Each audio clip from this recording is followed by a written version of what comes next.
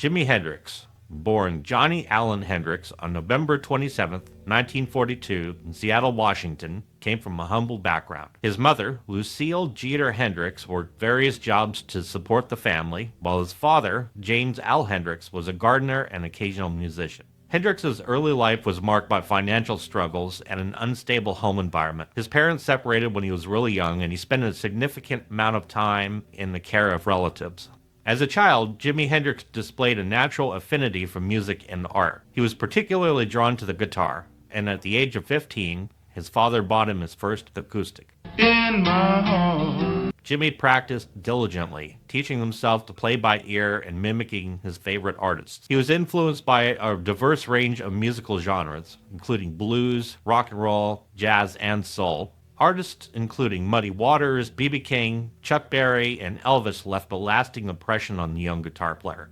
Jimi Hendrix's early musical career involved playing in local bands around Seattle. He joined his first band, the Velvetones, in 1957, and soon after formed the Rocking Kings. During this period, he also began experimenting with different sounds and techniques, including distortion and feedback, which would later become trademarks of his style. In 1961, Jimi Hendrix joined the U.S. Army and served as a paratrooper in the 101st Airborne Division. However, his military career was short-lived due to an injury, and he received an honorable discharge in 1962. After that discharge, Jimi Hendrix found himself at a crossroads. He made his way to Clarksville, Tennessee, a vibrant hub of R&B and soul music. It was here on the Chitlin circuit that Hendrix began to forge his path as a professional musician. He performed alongside renowned artists such as Sam Cooke, Ike and Tina Turner, and Jackie Wilson, absorbing the rich musical traditions of the South and honing his craft. It was also during this formative period that he adopted the stage name Jimi Hendrix, spelled Jimmy, a moniker that would later evolve into the iconic Jimi Hendrix with the spelling Jimi. Hendrix's talent and unique style began to attract attention, and in 1963 he made the move to New York City. The bustling music scene of the city provided Hendrix with new opportunities, and he soon found himself in high demand as a session musician. He backed artists like the Isley Brothers, honing his skills and gaining valuable experience. However, it was his stint as a guitar player for Little Richard that actually propelled him further into the spotlight. Hendrix joined Little Richard's band in late 1964, and his tenure with the legendary performer proved to be transformative. Little Richard recognized Hendrix's exceptional talent and gave him the freedom to showcase his skills on the stage. During this period, Hendrix's reputation as a gifted guitar player began to spread, and he caught the eye of several influential musicians. One of them was Eric Clapton, who would later describe seeing Jimi Hendrix perform with Little Richard as a revelation. In early 1965, Hendrix left Little Richard's band due to financial disputes and the restrictive nature of being a sideman. He returned to the Chitlin circuit, playing with various bands and further redefining his sound. It was during this time that he met Linda Keith, the girlfriend of the Rolling Stone guitar player Keith Richards. Linda played a pivotal role in Hendrix's career, introducing him to Chas Chandler, the former bass player of the Animals. Chandler was captivated by Hendrix's raw talent and unique stage presence. He became Hendrix's manager and envisioned bringing him to England, where the burgeoning music scene was more receptive to innovative and experimental sounds. In September 1966, Chandler helped facilitate Hendrix's move to London, marking the beginning of a new chapter in his career. In London, Hendrix formed the Jimi Hendrix Experience with bassist Noel Redding and drummer Mitch Mitchell. The band quickly gained traction in the UK with their dynamic live performances and Hendrix's unparalleled guitar prowess. Their debut single, Hey Joe, released in late 1966, became an instant hit, reaching number 6 on the UK charts. The band's success continued on with subsequent singles, Purple Haze, The Wind Cries Mary, Burning of the Midnight Lamp, solidifying their popularity in the UK and across Europe. The Jimi Hendrix Experience's live performances were electrifying and often included extended jams. Word of their talent spread, and they soon found themselves embraced by the British music scene, which is much more welcoming of Hendrix's innovative style than the American audience had been. As the Jimi Hendrix Experience gained momentum, their fame began to spread beyond the UK. Their debut album, Are You Experienced, released in 1967, became an international success, reaching number 2 in the UK and number 5 in the US. Jimmy's reputation as a guitar virtuoso grew, and he began to receive widespread critical acclaim.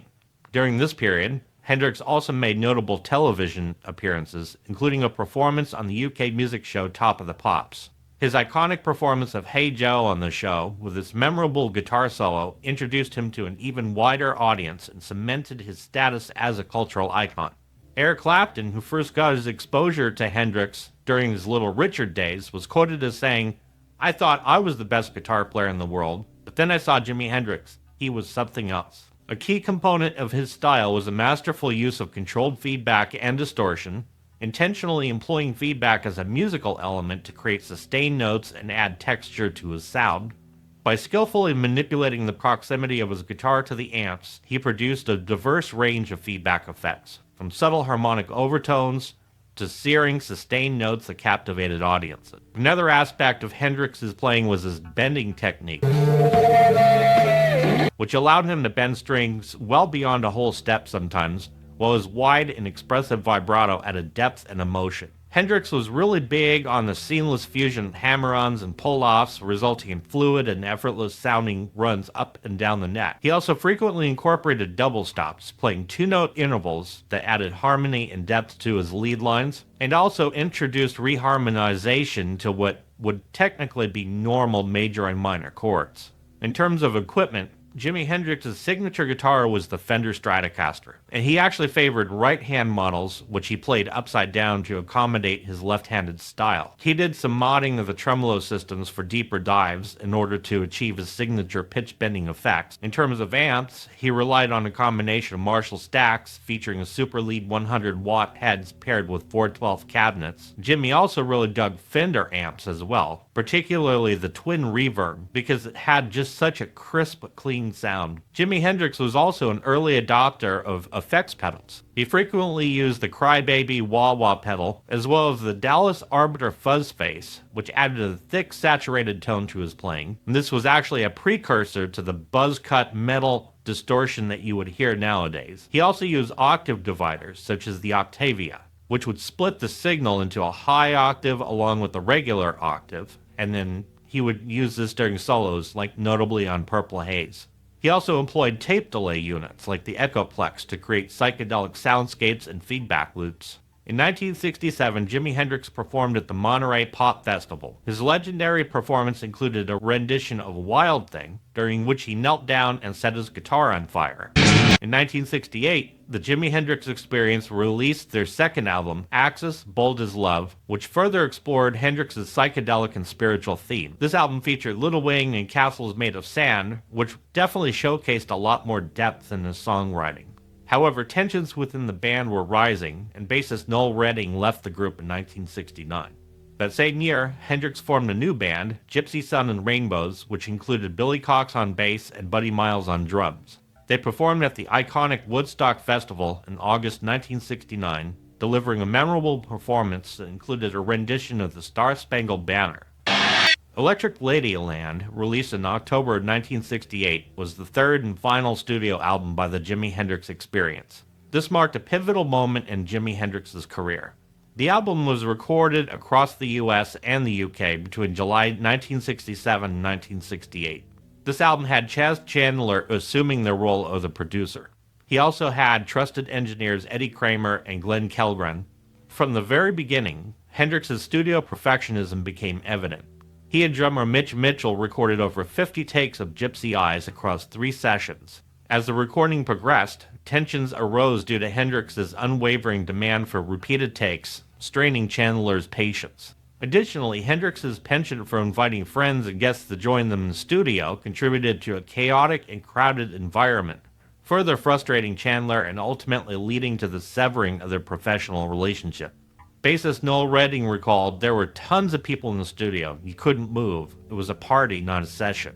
Redding's commitments to his own band, Fat Mattress, made it challenging for him to fully dedicate himself to the experience, leading Jimi Hendrix to play a lot of the bass parts on his own. Chandler got really annoyed when he saw the album's cover, basically stating that it was produced and directed entirely by Jimi Hendrix. Nevertheless, Electric Ladyland actually stands as the only Experience album mixed entirely in stereo. On this album, Hendrix's collaborative spirit shone through as he experimented with various combinations of musicians. For example, on Voodoo Child, he had Steve Winwood playing organ, as well as Jefferson Airplane's Jack Cassidy playing bass. This formed the basis for Voodoo Child's Slight Return, which was recorded by The Experience the next day. Electric Ladyland also marked a turning point in his career, as he assumed full creative control and embraced his role as a producer. This autonomy allowed him to fully explore his artistic vision, blending rock, funk, and jazz influences. The double album also gave Jimi Hendrix a lot of room to breathe musically. The album featured some of his most iconic tracks, from Voodoo Child's Slight Return, Crosstown Traffic, as well as an unforgettable cover of Bob Dylan's All Along the Watchtower. During this creative time, Jimi Hendrix would jam with all sorts of famous musicians. At the Scene Club in New York, he would be joined by Jim Morrison from The Doors. He also jammed with B.B. King, Al Kooper, and Elvin Bishop. In the final couple of years, Jimi Hendrix continued to defy musical boundaries and explore uncharted sonic territories.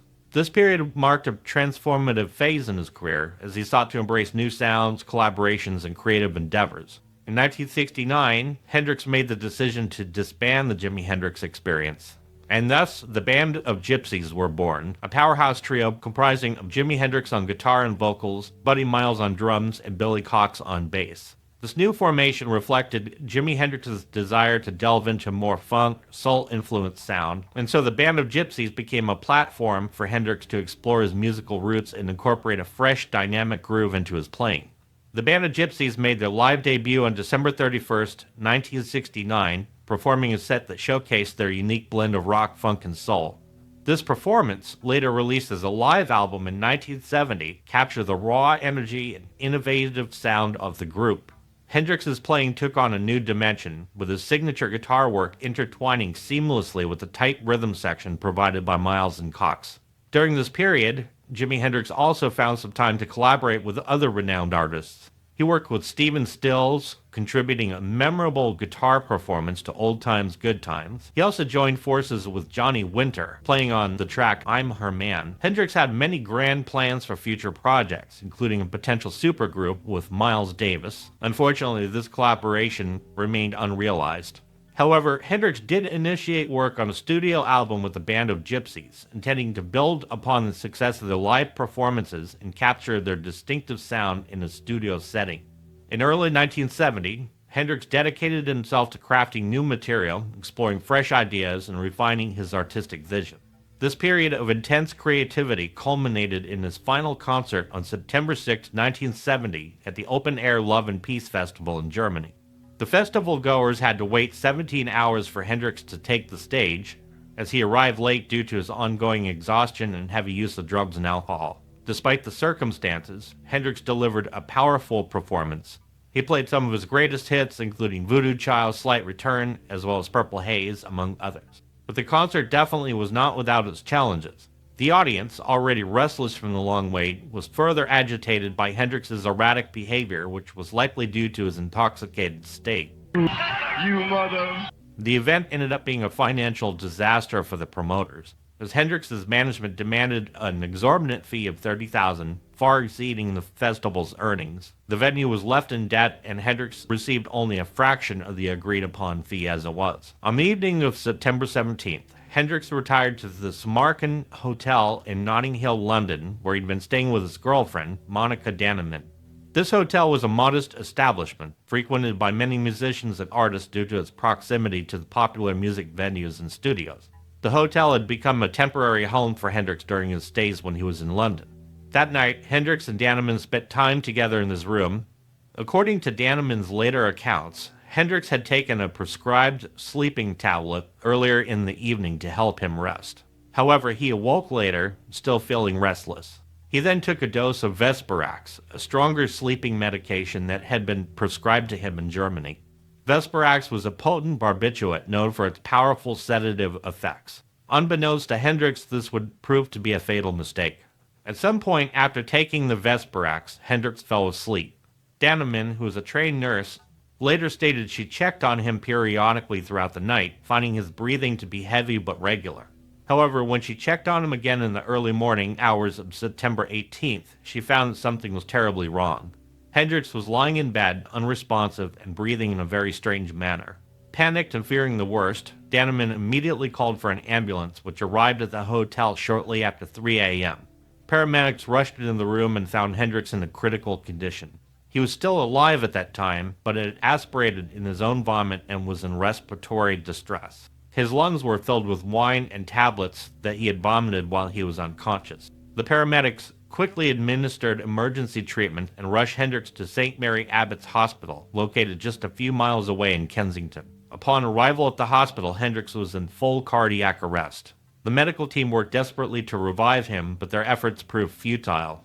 At 11:20 a.m. on September 18, 1970, Jimi Hendrix was officially pronounced dead.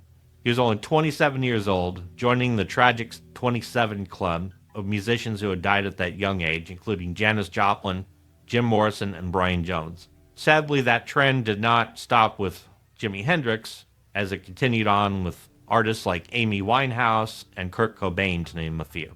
The news of Jimi Hendrix's death shocked the world. Tributes and condolences poured in from fellow musicians, industry professionals, and fans from around the globe. In the years following his death, Jimi Hendrix's music continued to gain recognition and influence new generations of musicians. Numerous posthumous releases, including live recordings and compilations, kept his music in the public eye. In 1992, Jimi Hendrix was inducted into the Rock and Roll Hall of Fame. This induction solidified his place as one of the most important figures in rock music history. One of the most prominent guitar players to cite Hendrix as a major influence is the late Stevie Ray Vaughan. Vaughan was completely enamored with Hendrix's style and incorporated many of his techniques into his own playing, and he also took along with him all of Jimi Hendrix's stage tricks as well. SRV's fluid, fiery solos and emotional, expressive bends and vibratos were greatly influenced by Hendrix's groundbreaking approach to the instrument. Vaughan also adopted Hendrix's use of effects pedals, particularly the wah pedal, to create his signature sound. In addition to Stevie Ray Vaughan, countless other guitar players have paid tribute to Hendrix's influence. Eddie Van Halen, for example, incorporated Hendrix-inspired licks and showmanship into his high-energy performances, often using similar gear and effects to pay homage to his idol. Slash, from Guns N' Roses, also cited Hendrix as a key influence, incorporating his soulful phrasing and use of feedback into his hard rock style. Hendrix's impact can also be heard in the playing of John Frusciante of the Red Hot Chili Peppers, particularly on the song Danny California, where Frusciante incorporates lines from Purple Haze into his guitar solo. Even in more contemporary times, artists like Gary Clark Jr. and Derek Trucks have carried the torch for Hendrix's blues rock sound, infusing it with their own modern twists. It is safe to say that without Jimi Hendrix, the landscape of rock, blues, and even jazz guitar would be vastly different. So if you like what you see here, make sure you smack that like button. While you're at it, smack that subscribe button too and join the family. I want to thank you so much for watching.